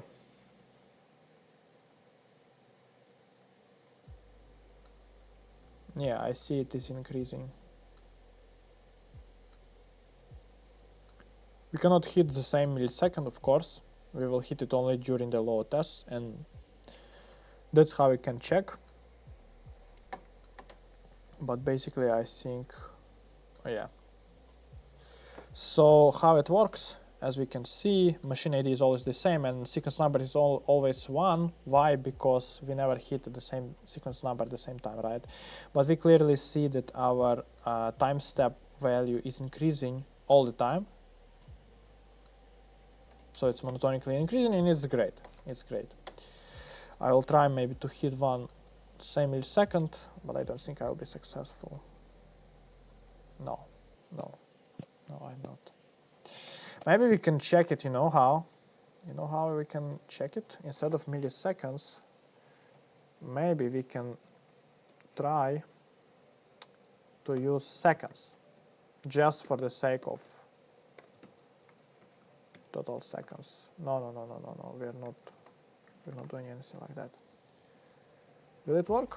I think it will. And now, when we exclude millisecond, and same requests are coming to our service at the same second, which I can actually emulate by my mouse. And then we will check that our sequence number approach works in the logs. We're going to see it in the logs. Yeah, I think we are not going to check interview questions today because I don't have time. So yeah, this is the last. We don't need this guy as well. Anyway, let me do it. Yeah, the number is shorter because we excluded three